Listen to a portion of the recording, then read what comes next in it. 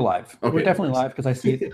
Hello, one. Hello, all. Welcome to the last weekend of January in 2018. I'm CP, joined by Peter from Bearded Movie Guy. Peter, say hello. Hello, everybody. Yay. And Lindsey from My 2 Cents of Nonsense. Lindsey. Hello. I suddenly realized how pale I look right now, and I'm very self-aware. Well, Peter being in such darkness doesn't help matters much, but yeah, Peter. Yeah, I'll just go like super red. Now I'll just like look dead. Like, how's that? Is that good and sexy? Like, how's that? See, now I look like I'm the off one. Peter's got a red background, you've got a red foreground, and I'm just all whitey. Yeah, actually, Peter, you got a very nice like horror movie like lighting going on right now. You know. He's got some villain lighting going. Masterpiece theater. So now we're talking about ice cream truck. Oh, brother. Yeah, we're not going to be talking about that. That's, no. You know what I've noticed? I noticed that every January, it seems to be a very tumultuous time on my channel. January's on even years, apparently. Well, you know, some people every January review a very specific thing, and some people every January just go for controversy, you know, and some people are Logan Paul. It's, you know. Yeah. All right, so let's try to steer clear of controversy this week. Woo! We'll talk about the money makers right off the bat. Hey, Maze Runner made money. Wow. Sort of did. I think it was like 101 worldwide or something, over 100 worldwide. So we got a $62 million budget. Not bad. So it's almost made its budget. It's almost doubled its budget. It's all right. Yeah. What really kind of sticks out to me is the fact that Jumanji just will not die. Yeah, like what the yay? What is happening? I don't know, but I've got something interesting in the news that I heard. They're already planning a sequel, and they have a tentative release date set for it. Oh, no. Have you guys heard about this? No, go ahead. They are intentionally going up against Star Wars Episode 9 with their sequel. Wow. Somebody's gotten confident. They got some cojones going now here. Like, that's... Calm down. That's one good movie. I don't even know if it's good. I haven't seen it, but... Right. It's better than Baywatch was in terms of rock movies of 2017, you know? Like, Rock had a couple of movies in 2017. He did, actually. You know what? I would say Jumanji's the best one, now that I realize it. Yeah. What? Jumanji is the best one? Better than Fast and Furry 8? It's Fate of the Furious. Yes. Fate of the fateful fury, fearful. The F8 of the Furry 8. 8 fast. Yes. 8 fast, 8 furious, 8 digestion problems. So I guess what's interesting is the fact that Hostels pumped out third place. I'm surprised at that it got third place, because it doesn't look like a movie that would have that big of a weekend. Right, and it's not like it was like I could see, especially on the heels of all these awards nominations and everything, Hostels isn't that well represented. No, I hear great things about it though. Yeah, I've heard it's good, but sure. Oh, actually, here's something interesting I just noticed. In the top 5 movies of the box office right now, 3 out of 5 of them are Fox movies. Oh. Maze Runner, Greatest Showman, in The Post. Which in turn are Disney movies. Are now Disney movies. Yes. So Disney's like, we don't worry about Star Wars that much anymore. You're all set. Yeah, and Greatest Showman, the last time we had a little bit of hiatus, but the last time we did this, Greatest Showman was 4th place, and it's still 4th place. So kind of strange how Jumanji and Greatest Showman just refused to die. Yeah. Have you guys seen Greatest Showman? I haven't quite brought myself to it yet. No. My daughter saw it. My oldest daughter saw it. She loved it. Okay. I have not got to see it. I probably won't get to see it in theaters, but it's apparently a good time. I don't know. It's like I guess my only real problem is it just does not represent the kind of the truth about the man and the origins and stuff. Oh, really? Like maybe that shouldn't let me affect my opinion. Yeah. Like but it kind of does at the same time. Yeah. Like if someone made a movie about Hitler and he was the hero, I don't think I would like that movie. I know that's an extreme example, and I know everyone goes to in parentheses, the painter. Watch him paint the painting from like Always Sunny in Philadelphia. It was called Max with John Cusack. What? Oh, yeah, it's a movie called Max with John Cusack, who's an art dealer, a Jewish art dealer, and Hitler is trying to sell him and get him to do his paintings, and he tells him give up painting, and he goes into politics. So, but yeah, I've never seen it, but I saw. I'm interested. That sounds interesting. To be redundantly. From the department or the redundancy department of jokes, humor. Yeah, right. You know what I meant. My so I brain guess is firing on half cylinders. That might happen a lot here. the theme of January still seems to be, if your movie's okay / strong enough, you could ride January out. I'm kind of shocked that Liam Neeson vehicle is already gone. Yeah. We've only been off, I think, 1 or 2 weeks. That came out the week in between, and it's gone. So last year it was, I think, Split that just dominated January. Mm-hmm. But I'm looking at the release schedule. Up this Friday is Winchester, which is a horror movie that at best will do good for a weekend, and then the following weekend it's just a stacked week. Like 15th, Black Panther, right? Yeah. No, that's 2 weeks from now. Okay. That's 18 days from now. Gotcha. So the 15-17 to Paris is getting a lot of push. Oh yeah. Peter Rabbit, that always gets attention. Right. Yeah. Right. Eastwood usually does well. You got Peter Rabbit for the families, and then this third movie in a series about bondage comes out that day too. Yeah. Rather stacked weekend. Climax. Yeah. Oh, nothing says kinky sex like a married couple. Yeah. But yeah, let me see if I can bring this back up. My safe word is meatloaf. Doing dishes. So of these, I'm assuming Maze Runner will stick around for at least another week or two. Like, there's no way Jumanji is in the top 4 2 weeks from now, right? Right, guys. 2 weeks, maybe. What's coming up? Very interesting if Jumanji beat 50 Shades Freed. Yeah, I don't think that's going to happen. Yeah, I don't think that's going to happen either. No, if Maze Runner can beat Jumanji, I don't know. Well, but it could still be in the top 4. Like it could be number 4. Yeah, I guess. I mean, there's no real. I mean, maybe that's what it is. That there's no real family representation this month. Yeah. The fact that Peter Rabbit comes out on the 9th perhaps hurts something like Jumanji. Yes and no. Peter Rabbit's for little kids. Jumanji's for teenagers. Yeah. So. Yeah, really strange, and it's like you guys alluded to. The week after that is Black Panther, and then you could just it's officially summer from there out. Yeah. Well, I definitely think Jumanji. No, go ahead. Go.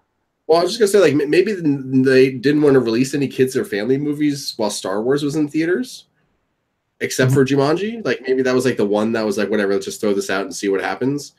And maybe because there's no other real options for family stuff, maybe that's why Jumanji's holding on so tightly.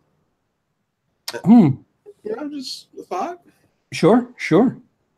Patrick Holmes joined us in the chat. Hey, Patrick. I could definitely see Jumanji being in the top 10. For a while. Longer than Maze Runner will be in the top 10. Like. Oh yeah. Maze Runner will drop out of the top 10 before Jumanji does, and Jumanji's been out since freaking mid-December. So.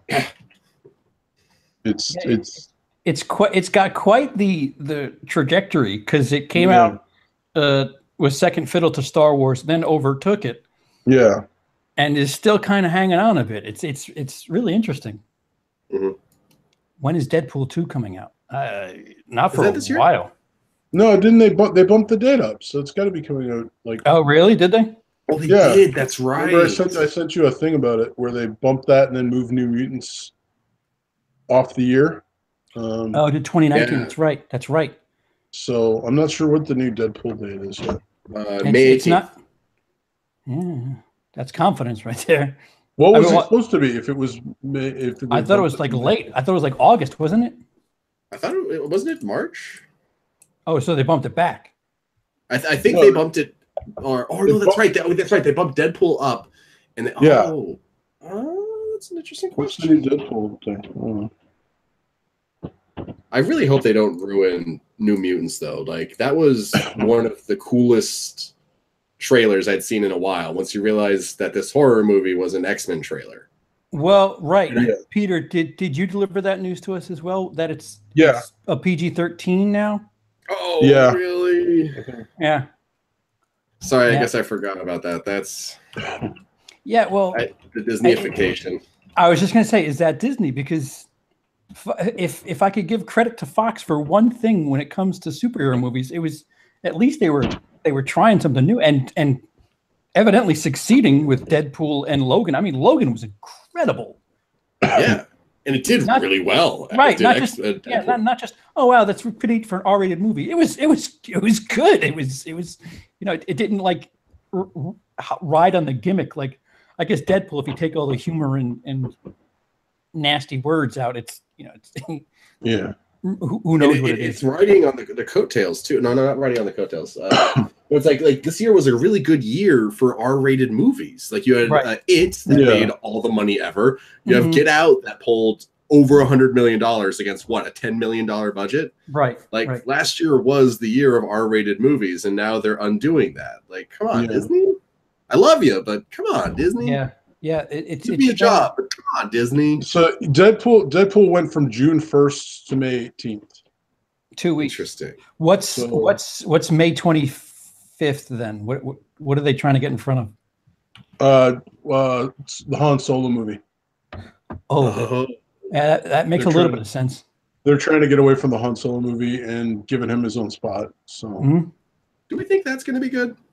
I could tell you if I saw something on it. I haven't seen anything but a picture. I saw a picture and I was just like, oh, okay. Yeah. I mean, to be fair, 10 Cloverfield Lane didn't have its trailer released until like weeks before it came out, and that movie was incredible. Yeah. But not every movie can be 10 Cloverfield Lane. Yeah. Right. It's a bit of a different scenario too. It's true. The mystique of that movie certainly was a lot better. I mean, you know who Han Solo is going into this movie. So here's the thing, though, right? Yeah. Here's the thing, right? Like with the prequel, with Rogue One, right? Mm-hmm. They were smart in the fact that they took all these people that were not beloved characters, like they killed all of them. And but they could do that, right? Like they could easily, if there was no one going to be like, that's not who Jyn Erso is, right? Like that's not my Jyn Erso, right. Because Jyn Erso didn't exist in the Star Wars stuff before that, right? Mm-hmm. Whereas in Han Solo has been one of my favorite characters in movie history, right? Like I've loved Han Solo since I was a kid. And so if they screw up Han Solo, like you think people were pissed about Last Jedi. Just imagine if they actually mess up Han Solo and make it like, who is this guy? This is not Han Solo. Yeah. Like there's going to be a huge backlash. So like the downside for getting this wrong is huge. Right. So whereas in Rogue One, it like except for like 2 or 3 characters that were carryovers from like, so they had like the guy who they digitally put the face on for Peter Cushing. Because I hated that, and Leia, and then they had obviously Darth Vader, but Darth Vader was easy enough to do. He was an absolute badass for 2 minutes. I know that much. But yeah, and make a dad joke. choke on your aspirations. I'm confident. First I'm so line of funny. 2016. Like, I don't even know how. I'm so funny. Did you find that funny? Oh, no. And then he's choking him. Did you choke on your aspiration? Get it? Choke. Never mind. You just loss of breath. Nothing. Yeah. All right. Never mind. But you take my breath Gillian in the away. No. Take my breath away. Yeah. But those characters, like, they were fine, but like because they had such small roles, right? So, but the main characters, like in like there was the one red-haired woman that was in Star Wars, like in the original Star Wars movies. But other than that, like it's all characters that no one knows, and so you can't mess them up in the sense that no one has any affiliation with them. And like it's the same thing that happened with Guardians of the Galaxy, as far as I was concerned. You could mess up Iron Man, and people would be pissed on some level because they know certain people knew about Iron Man. I didn't know anything about Rocket Raccoon or Star-Lord and stuff. So if you did those characters wrong, no one knew, like except for the Uber geeks, and they don't count. So it's like just like on the internet it does. Yeah. Well, they don't count towards box office, right? Like because right. Like people are going to go see it because it's a thing that looks cool. So Han Solo is a character. They could mess this up, or they could pull it off amazingly, and everyone's like, "Wow, young Han Solo was awesome," you know. But the downside is like they could mess this up, and people are gonna be like, "That's not my Han Solo," and all that crap. So I don't know. Actually, fun story. I saw it on Twitter one time. Someone yell at James Gunn, "Hey man, you're putting." What? Sorry, hit mute. So, hey man, I see that you're putting Mantis in Guardians 2. Like, is she gonna wear shoes? Because if she's gonna wear shoes, you're like getting the character wrong. Just tell me now if she's gonna be wearing shoes. Man, I'm just like, what? yeah. I mean, everyone's got that thing that they care about, but apparently some people out there really wanted Mantis to be barefoot, and I guess James Gunn didn't deliver that. You know there who were that also was, drawings on a page. You know who that was? That did that? That was Quentin Tarantino. Oh, probably yes. He's got a fake Twitter account just to yell at people about that was the start, the burgeoning start of his foot fetish when he was a kid reading Guardians of the Galaxy cartoon. And he's like, "Oh, look at her feet." And then it's like, well, if you're going to make her a character, you can't show her. You have to have the bare feet. Guys, I don't know if I think we talked about this before we went live, but the fact that Maze Runner made a fair amount of money, but there's this progression or degression of young adult movies. Yes. And what was it, Lindsay? Going back to what? Divergent? So Maze Runner, I mean, it did okay. You know, 100 million. Right. Nothing to be like, worldwide. Oh, fuck you, you're terrible at. Yeah, worldwide. Right. But domestically, with its $24 million gross for its opening weekend, it actually did worse than the Scorch Trials and Allegiance. I don't know how it did against the original Maze Runner. I'm going to assume it did worse because, I mean, I'm just assuming. But I'll admit that. I could be wrong. But that is, you know, that's a steady decline. And then you throw on top of that, like things like The Fifth Wave, which just fell flat on its face. And I felt so bad. Another January release, too. Yep. Yes. Very, very true. So can we officially put young adult movies on the endangered species list?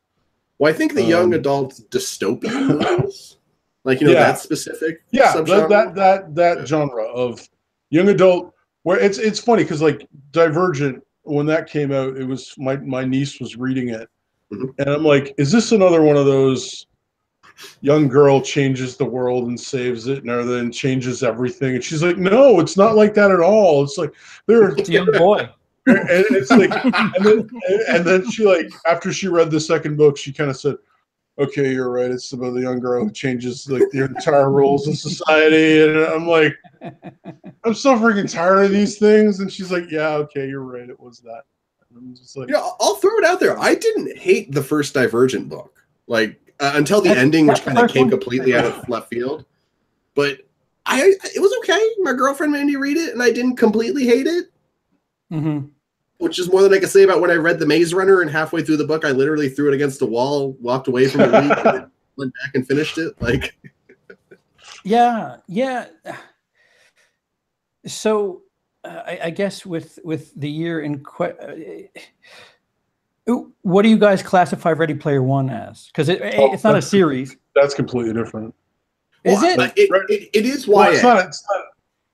It's young adult, but it's not the same thing as a young, like it's not. It feels I get vastly what Sydney's different saying. than. It's got the tropes. It's not a great future. There's a corporation that's ruling everything that the main character leads a pseudo rebellion against, and he ends up being the hero of this thing. And in the broad strokes, it does get you can classify it along with like Hunger Games, Divergent, and Maze Runner. But it's also enough of its own thing, or at least enough of like an original concept that it differs, whereas all those other ones just kind of borrow from each other. Like if you look at the timeline of release, and then you look at the content of the stuff, like Divergent just took from everything. Like the Maze Runner did come out early enough that Divergent easily stole half the stuff from that. But that's another thing. And I guess you could actually say that Ready Player One's stealing from the 80s. It's totally stealing from the 80s. Like it's all, even the director.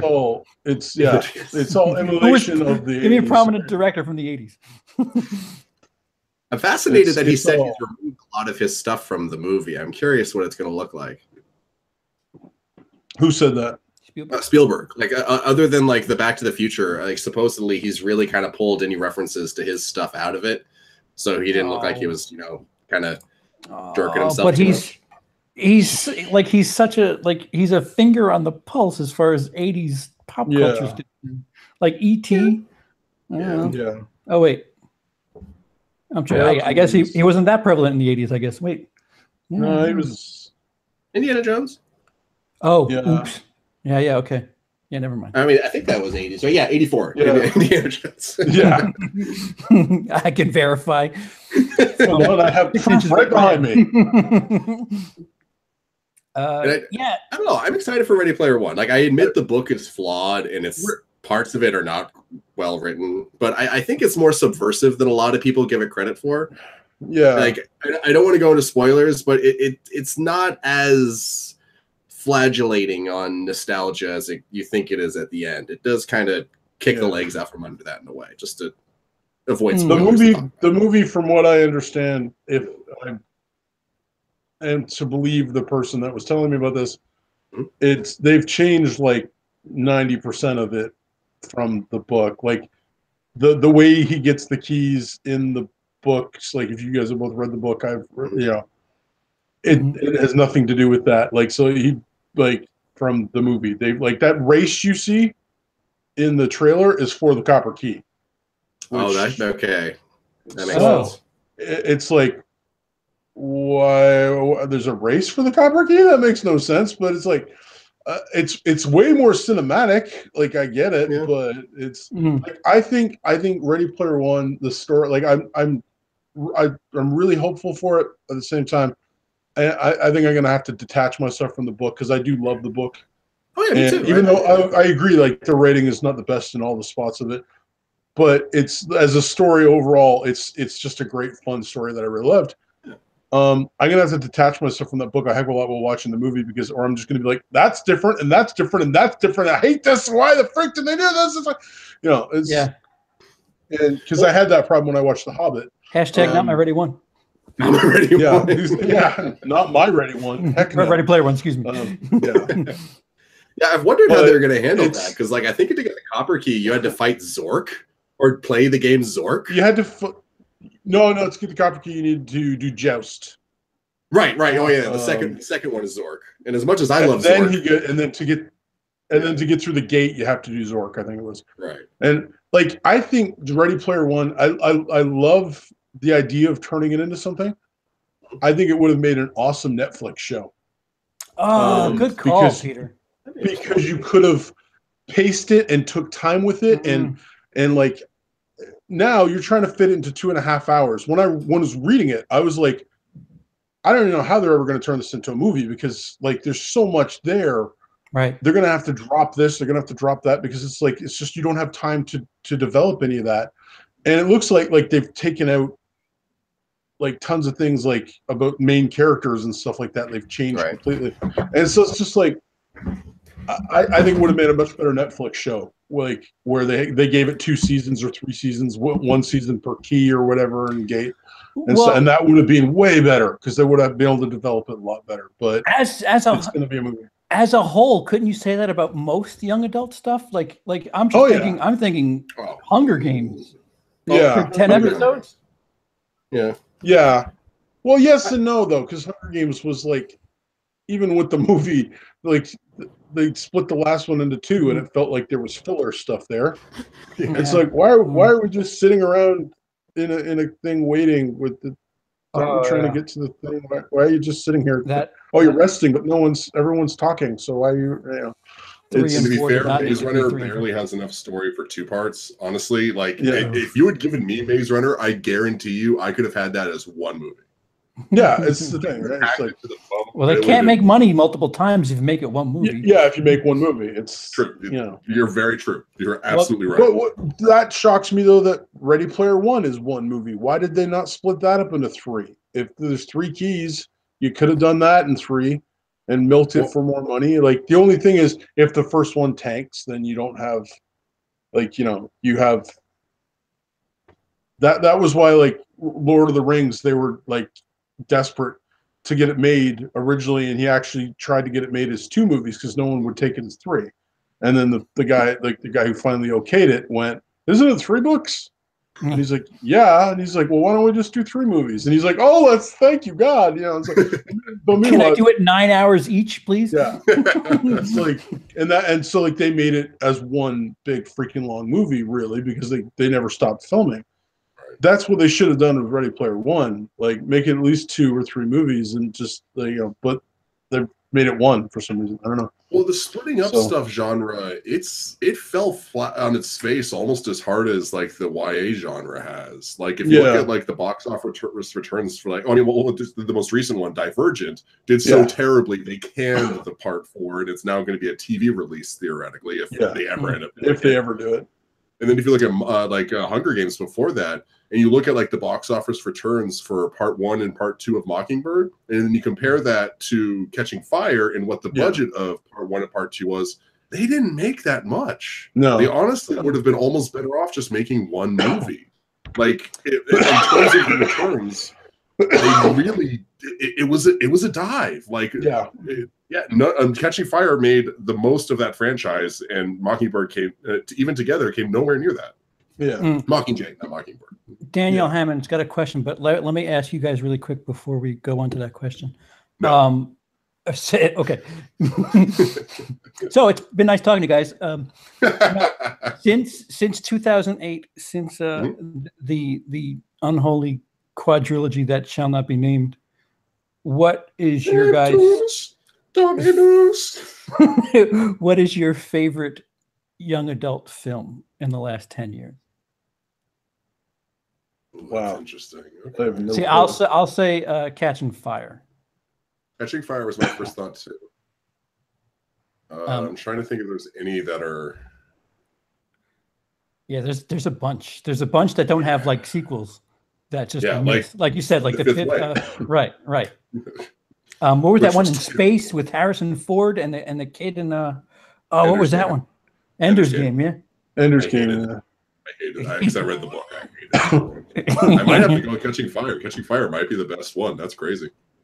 Oh, Peter, you're struggling, huh? Yeah, I'm sure. Okay, your least unfavorite. Is that a better way to put it? See, the original Hunger Games was probably like maybe, I don't know. I'm not as big a fan of Catching Fire as everyone else is. I'm just not. It didn't do much for me, and then the other 2 really didn't do anything for me. By the end, I was just like ready for it to be done. A movie that's stupid and didn't get any sequels, but still totally doesn't offend me for most of it, is I Am Number 4. Yeah, I've heard a lot of good things about that, actually. It's not great, but it's literally just that was fun stupidness, and it was set up for. There's supposed to be like 9, like not 9 movies. There's supposed to be 9 characters So he's number 4. So there should be at least like 3 or 4 movies. After that, No, I am number 6. I'm number 8. Well, 6 is in number 4. Is in like I am number 4, and like the number 6. Oh, Because it's all like it's 9 alien children that have been hidden on Earth, and like I am number 4 is all about the 4th one. These things are killing them in sequence. So you have to kill. You're supposed to come and kill number 4 before you try and kill the other ones. see that? Mm-hmm. Yeah. So it's stupid, but again, it's dumb enough that I like watching. Went, yeah, it was all right. Didn't bother me. That's kind of the problem with the saturation. Like these things that like a movie that I constantly get flack for. That I'm not saying that I love it, but I certainly don't mind. Like if it's on TV, I'll watch it. Perfect Getaway with Steve Zahn and Mila Jovovich. Oh yeah, that's a really good one. I like that movie. Not a lot of people like that. I like that movie. Yeah, see, exactly. I'm the same way. I'm like, I actually kind of enjoy that movie. So like it's just kind of buried in all this Saw and all this other just saturated shit as far as thrillers are concerned. So like it's just one of these things that unless you're looking for it, it's it's just unnoteworthy, and it's unfortunate that the shit sticks out more than the that was kind of good. Yeah, they very like that was totally unoffending. Jackson movies. One more time. Percy Jackson. Oh right. The first one wasn't super awful. I haven't seen the second one. I'm with you. The second one, I mean, until I read the books, like I didn't mind so much. But yeah, they're okay. I wanted to see the second one only because I'm a Nathan Fillion fan, and he was in there. And like that was the only reason I wanted to see it. I was like, the Fillion's in the movie. It's like, oh, I pretty much watch anything that guy does. What was that movie with Emmy Rossum that was supposed to be a couple of movies, but ended up being a TV series? Emmy Rossum was a bad girl. It was I think, were they vampires? It was something. Oh, vampire, like the Vampire Academy or whatever. Maybe that's what it was. Or Beautiful Creatures. That's what it was. Beautiful Creatures. Yeah. That wasn't terrible. Is that the one with Jeremy Irons? Yes. Where he kept on going, you can check it on Google. Yeah, there's a bunch of these that like aren't really offensive. That was not offensive at all. I actually watched that going, yeah, that was okay. Yeah. One that was offensive was Mortal Instruments City of Bones. Yes. I saw that and was just like, well, this was terrible. So actually, I've got a weird fascination with that one. You guys want to hear a quick story? Oh boy, sure. So the writer of the Mortal Instruments series started off her career as a fan fiction writer, and her fan fiction was so derivative and plagiaristic that she actually has a lifelong ban from 1, if not 2, fan fiction sites. Really? Wow. Yeah, like it's bad. I mean, like, it's fan fiction, so who cares? But like the level of plagiarism is very high. I've read some of it just out of curiosity, and it's bad. But and then if you go and watch the Mortal Instruments, Lindsey, can I stop you for a second? Oh yeah, go ahead. Do you need to clear your throat? Maybe. How's that? Does that sound better? You sound like you've either sick or your voice has gone deep. Is that just me, Peter? I don't know. I think it's just you. Okay, never mind. That's just me. Maybe it's no. But basically, just the story goes. Then, like, as I was watching the Mortal Instruments, I heard lines from other movies. Like, I heard. Really? Multiple lines, just like, oh, that's from that one really bad. Oh, and that's from. Oh, and this twist is basically Star Wars. You're still plagiarizing. You're just not doing it for Harry Potter fan fiction anymore. I can't believe, like, between that and the shit that's coming out February 9th. I can't. First of all, I can't watch 50 Shades without thinking of Twilight and just being like, man, is this started with Twilight? I heard really? that. Really? You can kind of see it though once you hear it. Oh, sure, it's not sure. The dialogue's there. Yes. One of the worst movies I think for ripped off movies was I don't know if the book is the same, but Aragorn. It's a young dragon thing. It's Star Wars. It's literally Star Wars. It's dragon with an E where the D should be, right?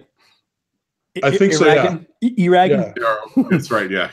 Aragon. I never thought of Eragon before, actually. Yeah. It's literally. It's like they've taken parts of Lord of the Rings and parts of Star Wars, and it's like literally just throwing them together. And I'm just like even like scenes from like they have like scenes where I'm like, that's literally from Star Wars. Like it's like they have a scene where a guy's sitting on a hillside looking at the sun go down. I'm like, this is Star Wars. It's like, you're freaking killing me here. Yeah, it's just so it was, and that's young adult fiction, same thing. It's just so it was like, and thankfully, enough people went, that sucked. That it never got anything. They never got anything made afterwards. But yeah. Actually, because of that John Malkovich in it, I kind of wanted a sequel, but you're right, it was not good. Yeah.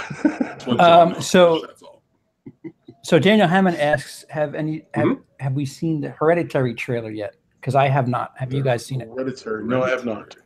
Wait, that sounds familiar. All right. I heard something about it today. Someone mentioned it. But that, and then there was an Ant-Man 2 trailer. So I saw the Ant-Man and the Wasp. That dominated my feed. So I was like, I'm walking away from the you're like screw superhero movies. Yeah, I'm just. I liked the Ant-Man movie, so I was like, oh, let's see. And the trailer was like, yeah, that looks interesting. Like, I'll watch it. I did too, but that was what 17 superhero movies ago now. Like, that was a while ago. It was only 2 years ago. Like, I'm so fucking spent. Like, enough already. You're ruining the good ones. Nope. And yes, we do need a Greasy Strangler too. Yeah, they're gonna keep superhero movies are around for the next. Speaking of money, 10 years until Marvel has consecutive bombs. That or a huge miss. Yeah. Well, no, a huge miss. They can always be like, yeah, but don't worry, the next one's gonna pick it up. They need several huge misses Peter, in a row, and then people will go, maybe we should stop for a while and take a break from the superhero genre. Well, Peter, because that's what it's going to take. You don't think if Infinity War does like an $80 million opening weekend, they'd be like, wait a minute, so what's going on here? We need to address something. No, because then China will still think it's awesome, so it won't make a difference. Will they though? I mean, China's being a little. We want to do our own movies these days. Yeah, and they're telling America, listen, do a better job because two better movies. we're not picking on this shit. They're like, and we're like 3 billboards outside of Missouri, and they're like, too much talking. Yeah. Are there ghosts in it? Because we don't want anything with ghosts in it. Yes. Weird. And they're not huge Star Wars fans. Last Jedi did okay, but not like incredible there. You know? Yeah.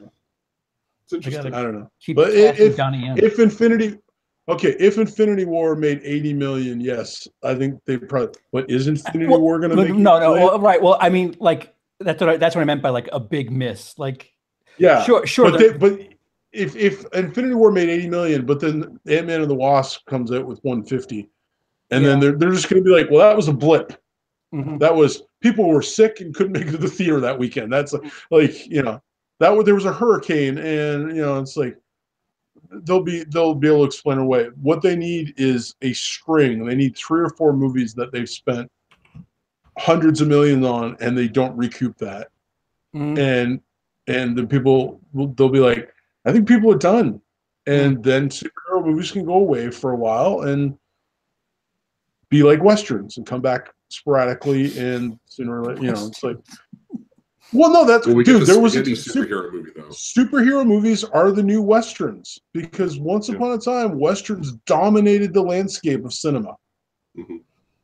Yeah, there was so many westerns out. Like I've been going back through the right now through like the 60s to the 40s. I'm in the 40s looking at movies, and there are so many westerns, and it was like from the 40s to the 60s, mid 60s, like westerns just dominated. It was like film noir for a while, and then westerns took over. And like every other movie was a Western. And it's just like now where every other movie is a comic book movie. And they're the new Western. And one day they're going to hit their saturation point and people are going to go, yeah, I'm tired of that. And because like Westerns aren't what they used to be. They don't make 50 Westerns a year. They're kind of sporadic if we're being brutal. Yeah. So they'll hit that point but Westerns went away. Like there was years where it's like not one Western was really made, not like a good one at least. Well, if you think about it, in the 90s, with the exception of Wild Wild West, which I don't know what the fuck you call that. The 90s, it just doesn't fit in that landscape anyway. Tombstone, like, that's all right. That's Good it. Point. But all Tombstone was great. But like, other than that, like, there was some count. It's good. Tombstone. But like, how many westerns were there? There's a big barren landscape of where they went away because people just got tired of them, and that'll happen eventually with superhero films. But that's not coming for another 5, 6, 7 years. So sorry, man. Buckle up. They're gonna keep coming. I certainly don't disagree. I guess what I'm saying is because it's bound to listen, as incredible a machine as Disney, Marvel, whatever is. Yeah, it's bound to happen where, they're gonna miss, and at the very least, does that alter their I don't want to call it arrogance, but like this certainty that, all right, we're going to do this in 10 years and and here's the path. Just one little trip up, and what happens is I guess what I'm asking. You're right. I think it doesn't argue that they tripped up with Defenders and Iron Fist. I know those aren't the movies, but those are Marvel properties that are technically in universe that were except they're making Iron Fist 2. Like, if they messed up with it, they're either like, oh, we'll just learn from, like, it's different because it's on Netflix, right? So it's like, I pay for Netflix already. So whether they make Iron Fist 2 or not, I'm paying for Netflix, right? And it's like, they make their own, like, Netflix makes their own things, and I'm like, some shows that I'm really big on, certain shows. Like, I just found out one of the shows I like is not getting a 3rd season. They've just decided to cancel it. Which show is that? Which is Dirk Gently's Holistic Detective Agency. If you've never heard of it, it's actually pretty fun.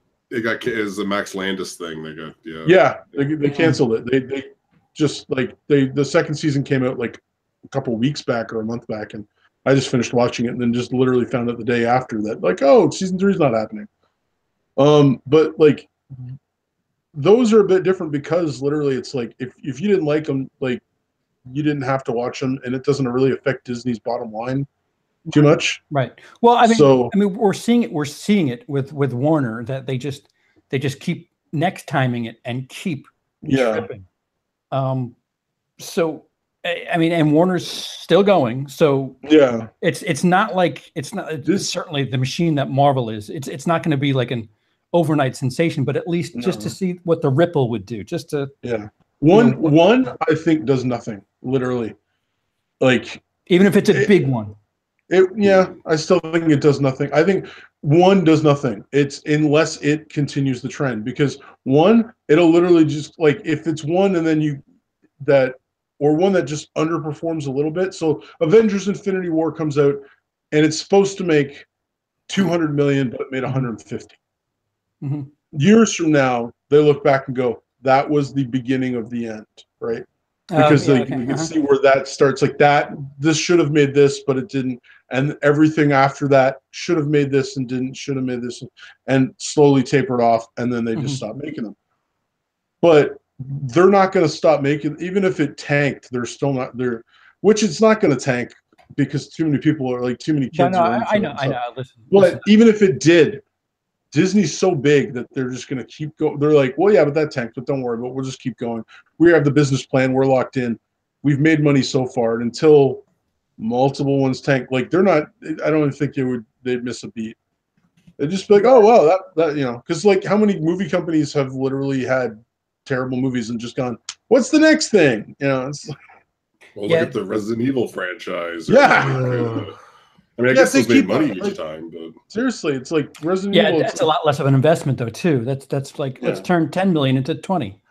Hey. Yeah, but what they would do then is they would then take those, be like, oh, that Avengers Infinity War didn't make the money it was supposed to. People aren't as good. So now when we renegotiate all the contracts for all the stars, we can then go, hey, look, it didn't live up, so now we can pay you less, and like, because you didn't make the thing you were supposed to, and they'll just keep making it. Like, again, it's going to be a string of them that to have any real impact for it to start making them go, maybe we should rethink this Right. instead of having No, 10 years planned No, out in advance. I agree. It's just, long term, what does it take? And yeah, I guess it's like you said, one little trip or one little, drop in the bucket. Then 15 years from now, they say, you know what, that was it right there. That was it. Underperformance. Lindsey, your thoughts?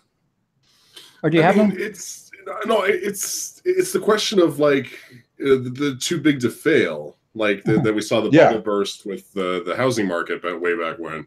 Not to get political, but is it possible for Disney and Marvel to create a financially unsuccessful film at this point? Yeah, for the record, just so we're clear, Disney's now at a profit with Star Wars. 3 films. They made 3 films. They're at a profit. Yeah, they've paid.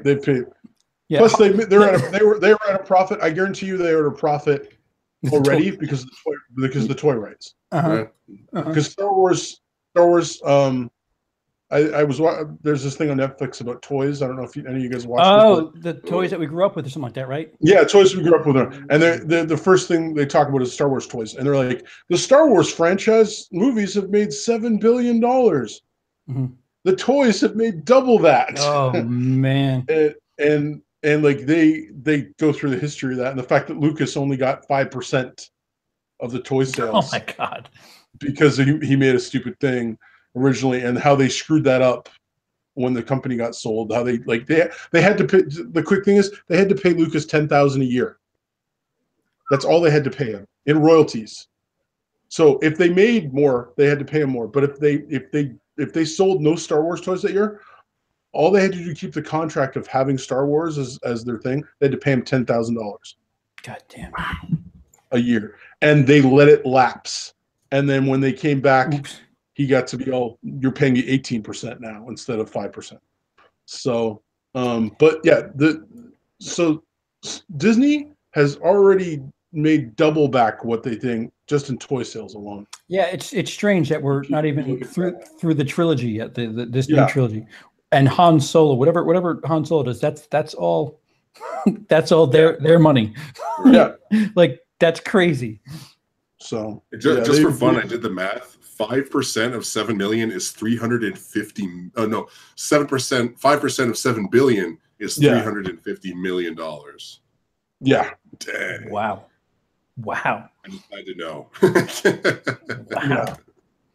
But yeah, no, Disney's pure profit now, and they've got a whole new trilogy coming. The finale of their new trilogy and Han Solo coming up. So. Yeah, it was funny. I was just in the Disney store. I haven't been in a Disney store in a long time, but I was killing time before I went and saw Shape of Water. And we were at a mall, and the Disney store was there, and we're like, let's go in here. Half the store is Marvel. Yeah. Like legit, half the store is Marvel and stuff. Like there was like there's the plush, the cartoons, the princesses on this side, and then Marvel. And it's all like, costumes and Spider-Man and like and it's just like, wow. They're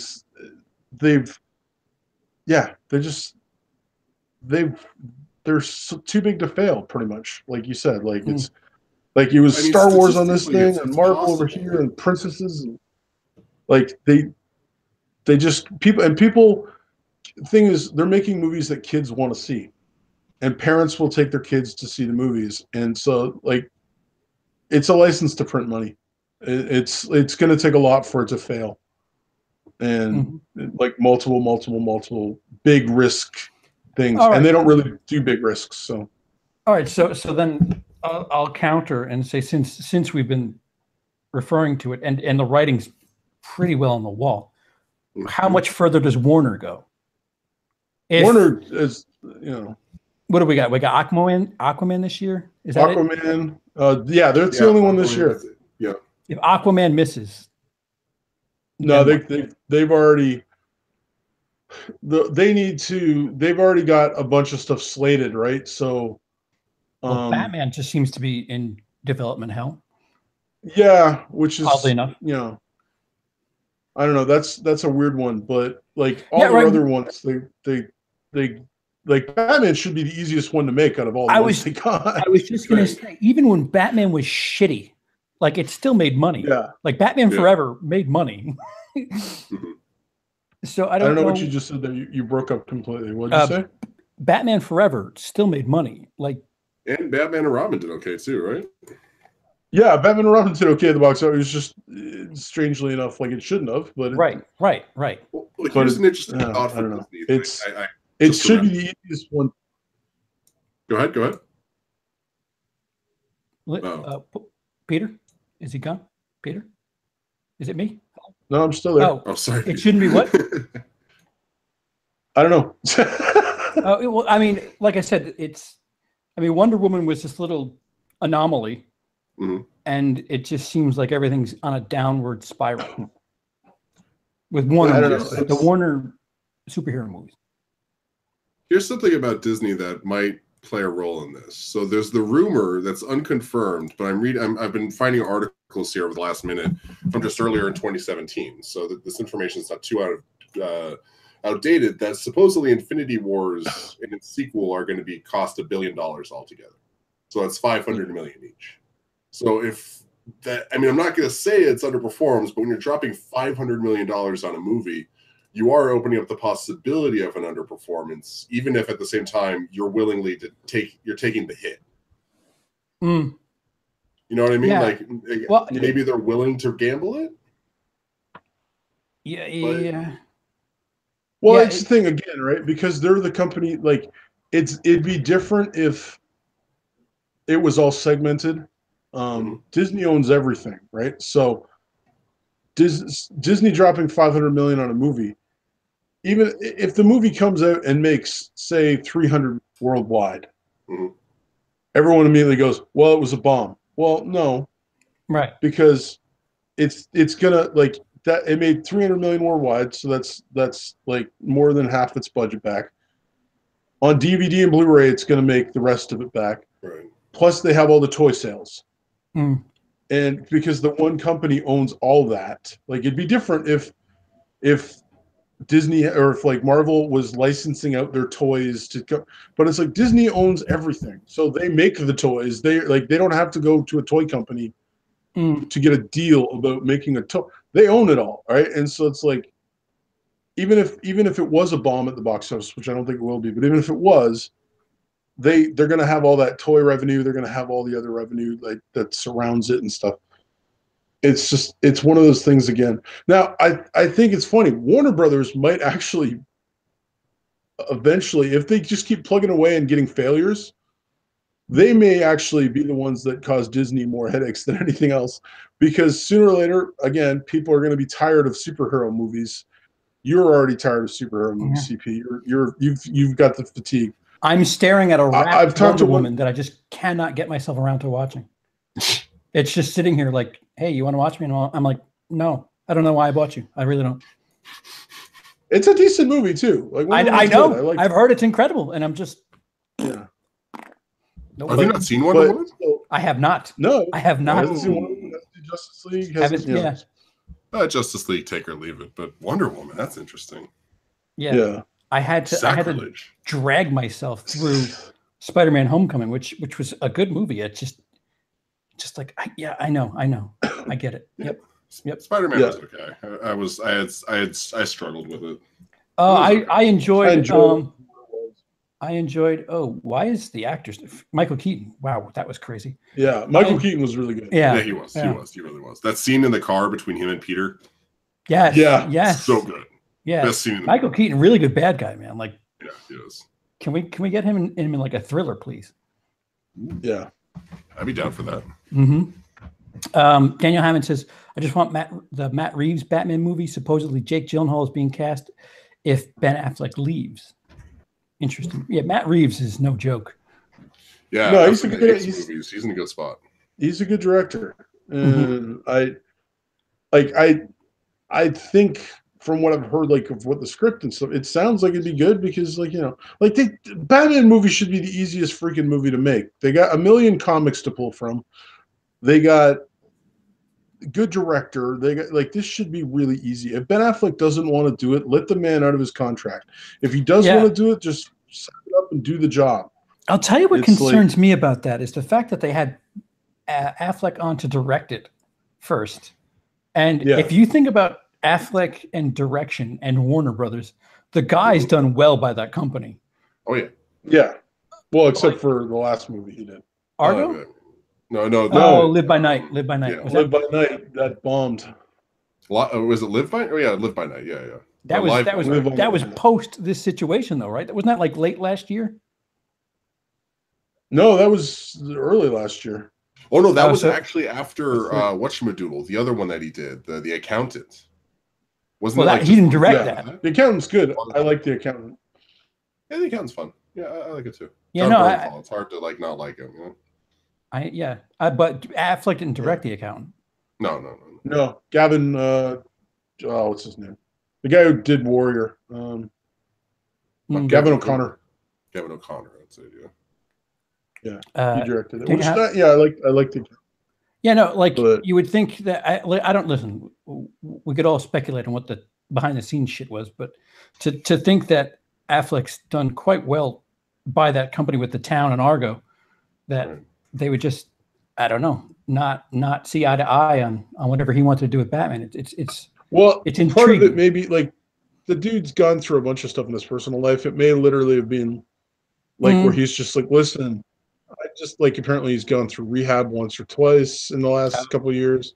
Okay. He's broken up with his wife. He's got 3 kids. It literally might just be he's like, listen, I can't direct this and star in this. Like it's too much. And so they kind of went, okay, step away from the directing because we obviously can't. We can easily get another director. We can't easily just replace Batman. Well, there's also rumors that Warner Brothers wasn't super happy with his script, right? Wasn't that a thing for a minute, right before he stepped down as director? I heard that. Yeah, they didn't like his script as much because he was also writing the thing, and they're just like, yeah, we don't like that direction, and then so it might have been a ton of things. I don't know, but it sounds like it should be a fairly easy thing to do. But then again. Like, it took Nolan confidence. They could be going like, oh, we got Batman. Everyone loves our Batman. Everybody loves Batman. This will make money. And maybe they're messing it up just because of that assumption, making an ass out of themselves, Like the old thing. Is it incredibly out of the realm to think that Christian Bale would be against coming back? Because I've seen an interview. It is. Incredibly? Yeah. I've seen an interview where he said he kind of, when he saw trailers for a new one, he was like, why can't we do another one? Yeah, I heard him say that too, but I also heard him say he'd never do another superhero movie. Okay. I think he.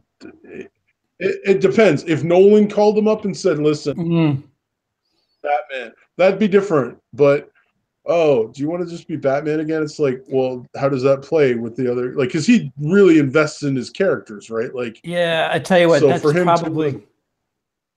That could be the nuclear option for Warner Brothers too. Like if this is Nolan, just let's phone a friend. It's time to get Nolan back. Just for, it's so funny. It's like because every time Nolan did something like did a Batman movie for them, they rewarded him with letting him do any film he wanted. We would not have Inception, right? Without, it's like he did Batman Begins, and did I think it was Prestige in between? Yeah, Prestige, yeah. Mm-hmm.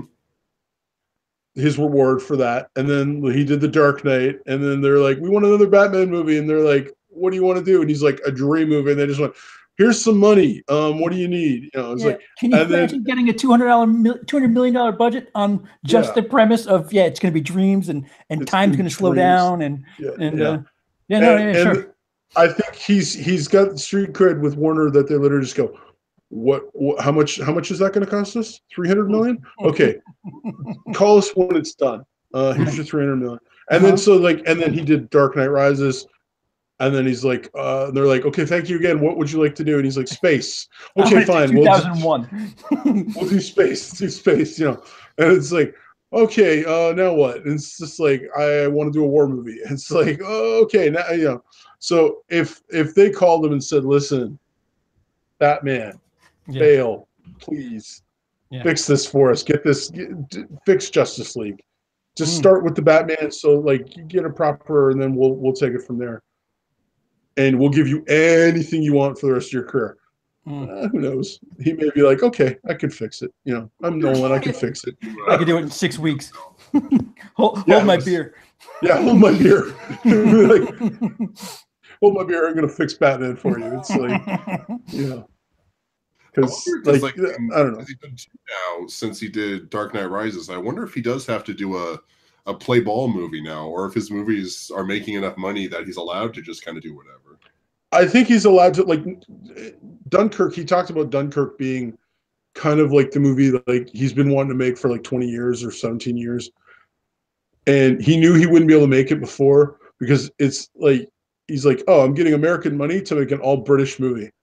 Yeah. And he's like, with an all British cast in the locations in France and Britain that, you know, it's like, and like, you know, it's like about an event that most Americans don't care about. That probably most haven't heard of. Right. Yeah. Listen, I'm Canadian. I didn't know anything about Dunkirk. Yeah, I'll be honest. I didn't. I was like, what is that? I didn't know a thing about it. Interesting.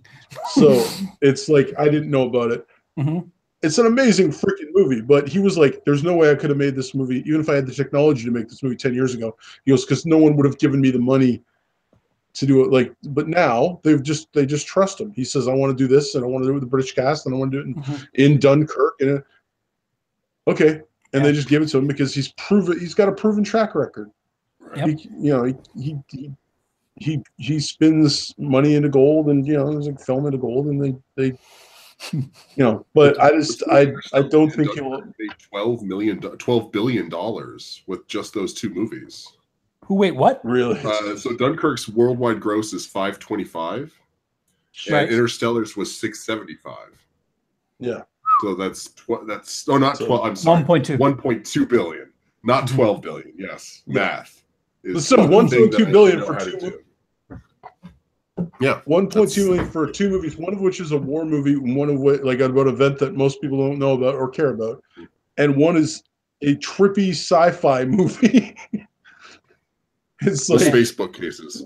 Yeah, it's with space bookcases. It's like, you know, yet it made over $500 million each. You know, so almost 7. Like damn. Yeah, so it's one of those things where he's a proven commodity, right? Like, you know, you hand the ball to Jordan, let him do what he's going to do. That's what you do with Nolan. You just there's very few directors where it's just like, all right, we're in good hands. Tarantino, you know, you're making a what? Okay, whatever. Yeah. Yeah, whatever. We'll buy it off you. Yeah. Here's so much money. You know. We know Mexican stand-up. Just go ahead, go. Yeah. I'm gonna make a scene that steals from both Battle Royale and The Thing, and it's gonna be incredible. Yeah. Okay. Do you know? Yeah. Call us when it's done. You want how much for music? All right, whatever. Sounds good. Yeah. It's just so I don't know. The getting back to the superhero thing with Warner Brothers, barring that they call Nolan and Christian Bale in to save it. I now there's an interesting thing. They're talking about doing a Flashpoint movie. Now you probably don't know about Flashpoint CP, but Flashpoint is a thing in the Flash where he goes back and saves his mom. And that messes up everything because when he does that, he's no longer the Flash.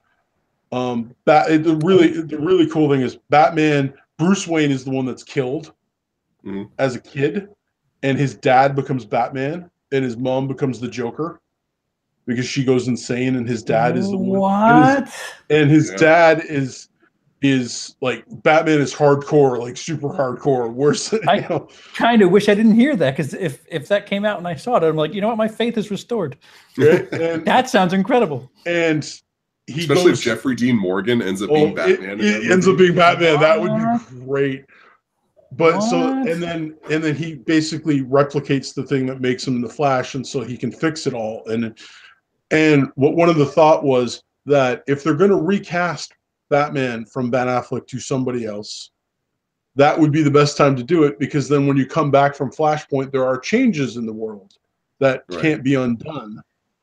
One of which would be Batman may look different.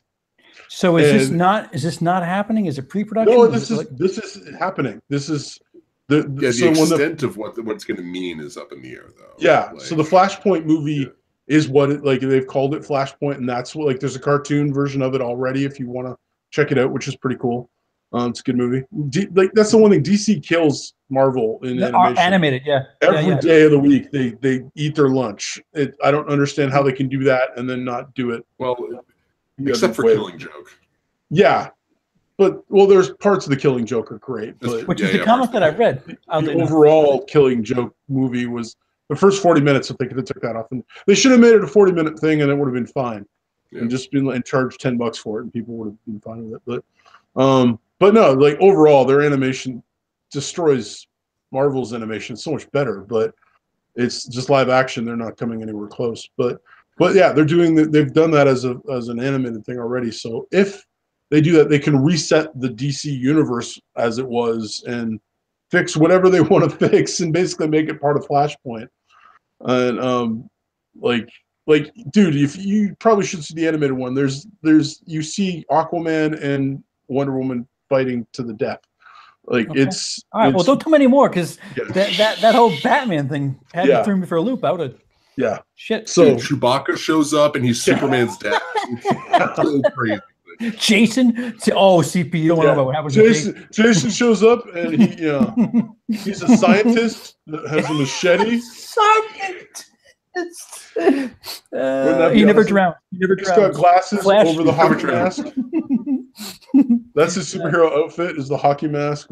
Daniel Hammond says John Hamm would make a good Batman as well. I'm not down for that. He's got the chin. He's got the chin. I don't know. I want Carl Urban.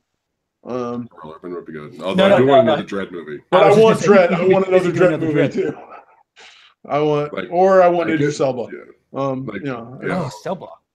Idris Elba as Batman. I'd take that any day of the week. You said Idris Elba. I thought you said another cell block. I was like, no. Idris Elba. What? I would take Idris Elba. Cell block for Idris Elba. Yeah, no. Idris Elba as Batman. I could handle that. Well, if the Brits can't cast him as Bond, do you think Americans are going to cast him as Batman? No. Again, they should do that too. But I'm with you wholeheartedly. So we're too not ready to be. This country's not ready. He's too straight. I love it. He's too street. I love when the guy street. Are they straight? No. There's a guy that said that Idris Elba was just too street to be Bond. It's like, are you serious? What? Have you ever seen that man be suave? Like seriously, come on, right? Yeah. Whoever said that doesn't know Idris Elba. Well, just look at Prometheus. Like he's got that scene where he seduces Charlize Theron. And it can't be with the one you love. Love the one you're with. That's Bond. Like, yeah, absolutely. Yeah. No, I would take him as either. It's just that freaking cool. But I don't know. Wait, let me piggyback to something that was not really focused on.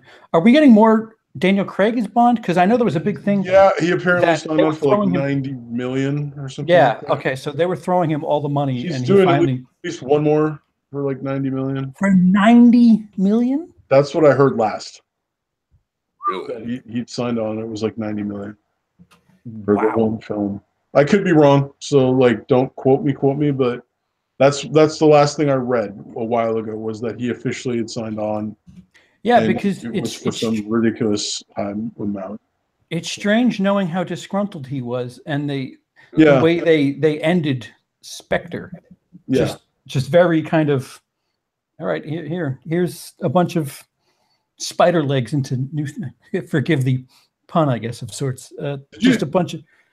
Can I ask you, when you watch Spectre, did you expect Dave Bautista's character to come back sometime? He gets kicked off. He gets kicked off the train.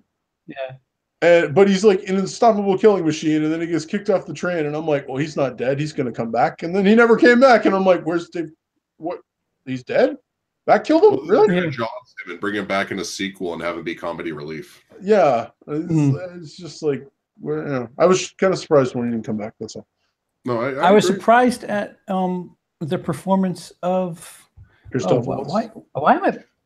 Yeah, considering his villain in Inglourious Basterds was just so I think Christoph Waltz is a great Incredible. actor, but he's in his best element when he has Tarantino dialogue coming out of his mouth. You know what? I was just gonna say, because I just saw him in Downsizing, and he was interestingly charming, but I think the words that are put in his mouth have something to do with his delivery.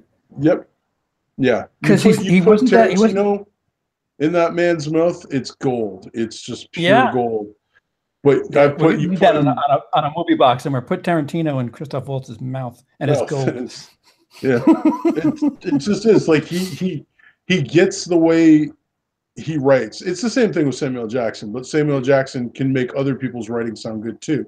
But Christoph Waltz, everything I've heard from him, he's not nearly the same guy as he is when he's speaking Tarantino's words. It's Tarantino words coming out of his mouth. Just seem to have a better delivery than anything else he's done. Well, he could just be like, I mean, maybe this is me just being a fanboy, but maybe he's so good that when he's saying bad stuff, like we could just see the discrepancy between like how hard he's trying versus how hard the writers were trying. Yeah. Like, you know what I mean? Like Green Hornet? Yeah. All right, so we might as well. We've been on for over an hour now. Wow. We could do our predictions. Winchester comes out this week. That's the only wide release. Yeah, nothing else. I mean, pretty good though, because it's got what's his face from the Insidious movies and the Conjuring, right? No, Jason Clarke, not Patrick. What's his face? Patrick Wilson. Oh, Patrick Wilson. Yeah, I think meant the director. I was like, James Wan. Oh, actually, I was half right. One of the geeky ghost hunter guys from Insidious is in Winchester. Yay for half correctness on accident. All right, so adding to this list, listen, we seem to Hostels. If we had this show last week, I wouldn't have seen Hostels coming because it was limited. It was limited and then pumped out wide. So I mean, we had the Post a couple weeks before that just kind of went wide. So barring some sort of darling that's getting a wide release. When is the Oscars?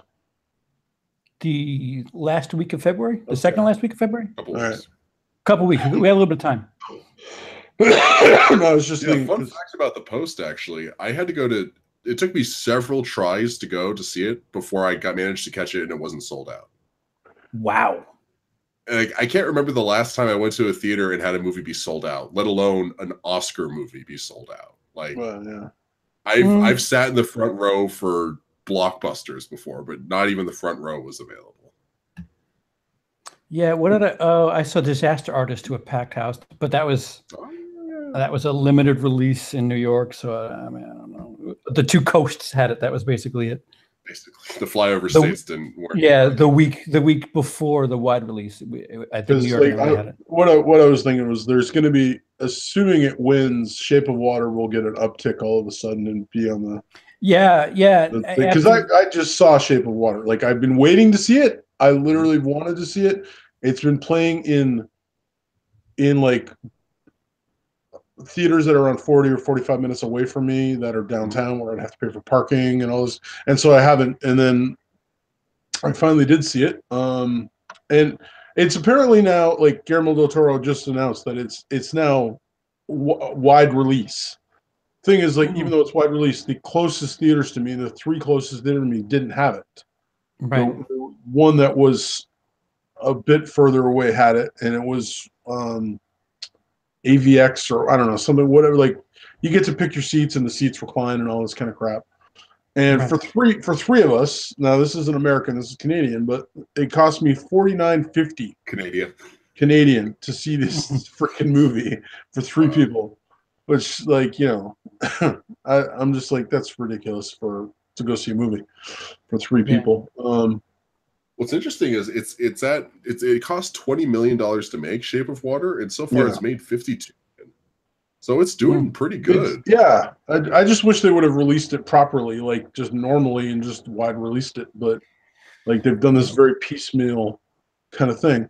But I'm sure, like, if it wins Best Picture and stuff, generally, like it'll probably be kept in theaters for a while and like all of a Or sudden re-released, right? Yeah. Yeah, it'll be re-released because it's generally what they do. There's always that week or two after that they say, "Oh, well, Yeah. here, watch that movie you've never heard of before the You've Oscars." never seen, yeah. Right, It's like, right. because if it's only made 50+ million, it's like obviously not that many people are seeing it. Like, but I think again, it's because of the way they've released it. I don't understand why they released it like that, but they chose to release it like that. But do we want to try and make Oscar predictions, or should we just like do a special episode for like? That's a completely different thing. Yeah, that's a different episode. Okay, I think I might do another draft. Yeah, I'd be down with that. That was fun. It was fun. I might get him. That was the year that Bob stole the show with fucking Mad Max. That was obnoxious. All those technical awards. I was like, can we please stop giving Mad Max all these awards? Oh no, I got those. Bob got Spotlight. He predicted that. Oh, is that what it was? Yeah, he somehow called Spotlight winning. Like clever little dog. Spotlight was not the best movie that year. That's all I'm saying. It was a good movie though. It was a good movie. It was a good movie. A good movie that I've watched once and never ever need to see again. And so I'll be fine never watching that again. All right, boys. So here's the top 4. And only one movie is coming out, right? Yeah. So. Again, unless there's some sort of, thing that's getting a wide release that we can't see coming or is not listed here, then we'll just put an asterisk to that. But these 4 and add Winchester to it, which is getting 2,300 screens, which isn't a lot. Just for the record, usually 3,000 is the not trademark, the norm for a wide release. So it's not going completely wide. So wait, CP, you missed something very important. Okay, there's going to be a limited release of a Digimon movie. Oh. I just said that because there's going to be 3 people that watch this that know what Digimon is, and I just wanted to make them feel good. I know what Digimon is. It's Peter. Knockoff of Pokemon. I know. Basically, yeah. Oh, is that Bilal a new breed of hero? Bilal? Oh no, it's Digimon Adventure something. Triloss. Okay. No idea. Well, go ahead, guys. Throw that in your top 4. There you go. That's going to be number 1. And number 2 is going to be Jumanji. Actually, Digimon's going to be so good. It's going to take the first spot, the second spot, and the 4th spot. The 3rd spot's going to go to Jumanji. But All right, boys. Anybody want to go first? I'm Lindsey. Check out my YouTube channel. My 2 cents. No. You got to predict what movies. Oh, my bad. Sorry. You can't just bail on this. Subscribe to me. I'm an idiot. Yeah, I unsubscribed. Just like, I don't care what the box office is. What is this show called again? Never mind. Sorry, I'm just going to randomly just start plugging myself my 2 cents of nonsense. My 2 cents of nonsense. My 2 cents of nonsense. What was the name of your show again? His butt face of stuff. Oh, okay. Yes, Peter, you go first because I'm the dick. Okay, Winchester. I don't know if I want to put it at 1 just because. Okay, I'm gonna just go. Jumanji's going to be number 1. You dick. That was going to be my movie. Fucking asshole. All right, go ahead. Then Winchester. Then Maze Runner. Then The Post. Ooh, I dig it. That's what I think is going to happen. Can you do it? And we know I've been really good at this. I once picked a movie to come in first that came in 25th. It was, in case you're wondering, it was Hands of Stone with Robert De Niro. 25th. For fuck's sake. Yeah. All right. So, you know what? I'm gonna buck a little bit. Because you stole my move, Peter. You can still do the same thing. No. I'm gonna. You know what? I'm gonna say that Maze Runner is gonna hold. stupidly. That's what I'm going to say. Stupidly. Maze Runner 1. Fucking Jumanji 2. We have no faith in Winchester 3. Winchester 3. I'm going to say Greatest Showman 4, but just because it has not moved from 4 in like weeks. All right. Okay, I'm going to go a little silly pants here. Yeah, because we've been totally serious. Star Wars: The Last Jedi, number 1. Okay, fair enough. Okay, so I'm going to say Hostels is going to have such good word of mouth. It's actually going to jump up to number 1 because no one's going to care about Winchester, but it is going to come in second.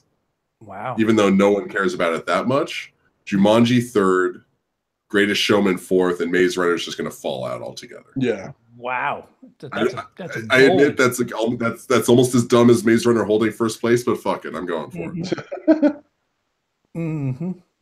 Yeah, so we have Maze Runner, Hostels, and Jumanji, all at our number 1s. So we said, nah, we're all set with your new releases. Yeah. We're gonna follow the January trend here. It's January still almost. It's gonna be February, but still February 2nd, yeah. Groundhog Day. It's still a terrible time to be. 6 more weeks. Terrible time to be a movie fan. Yeah.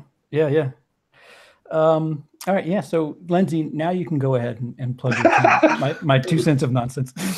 So I'm the subscriber hungry one and just always looking for my YouTube channel, my 2 cents of nonsense. I got some fun stuff in the pipe. We'll see what happens here. Anything fairly soonish? Because January was busy, so I'm gonna finally get out my 2017 wrap up video. I know I dragged my feet on it. Not necessarily a best and worst list, but just kind of just talking about the interesting things that happened for the year, because there were some interesting things that happened. Like, you betcha. Politics aside. Well, yeah, no, I mean just outside the norm. It's just like a lot of rules and like established things getting broken. Plus Trump, I got to throw that. Trump equals chaos. Peter. Yeah. You want to tune into my show, my 3 cents of nonsense. My 2 Canadian cents, which equals 0.08. 1.072 cents American nonsense. That rolls off the tongue so nicely. I love it. He said now maple syrup flavor. Because I'm Canadian. With my co-host, the Beaver. Ooh. Dressed in Mountie costumes. Yes. The Beaver. That's the Mel Gibson movie. You're getting a movie with Mel Gibson? I'm impressed, sir. Yes. Yeah. I've actually seen that movie too. Jodie Foster's a good director. She is. It's an interesting movie. I don't have anything. I'm the bearded movie guy, but here's what I'll plug. A bunch of months back, I made some music videos on my channel where I play 20 seconds of a movie theme, and then I show you the poster, and there's like 30 of them per video, and there's like 4 or 5 videos. I found out a couple people actually watched them in the last like couple weeks, and I was like, wow, why? I don't know, but I made them literally for my daughters and wife as a fun thing to do, and they're fun. It's a good way to kill time. And there's a lot of obscure movies, like stuff from the 80s, because the only criteria for it to be on the thing was my daughters have had to have seen it. So there's a lot of weird stuff. You're like, that I never would have got that movie, but it's interesting. So check that out on my channel, because I'm not making anything new, and I don't plan on making anything new except this. Well, let me interrupt you there and say that my next 2 videos, I have a Friday the 13th Part 6 thing that I'm doing, and then my anniversary video, which I'm really hoping that both of you are going to be a part of. I got to work on that. We'll see if Peter answers his phone this time. Yeah. Yeah. And if Lindsey's busy playing video games or what have you. But yeah. Yes and yes and yes.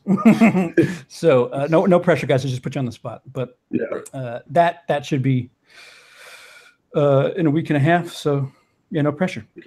And I'm interviewing Cody Leach tomorrow. If you want to come down, it's 20 hours away to 6:30 p.m. Eastern time. So 3 o'clock for me. Okay. 3:30. Yeah. Okay. Lindsey, poor Lindsey on the West Coast. Yeah. No, I just have to remember. That's all. Mm-hmm. And then did we figure out that Tuesdays are better for us than Mondays? I'm good probably either, but it's like Tuesday. I'm good after 9 o'clock on Tuesdays. I don't know that much. Okay. All right. So early week, either Monday or Tuesday is when you'll see us next. Can't wait. Say goodbye, guys. Goodbye, guys. Farewell, guys.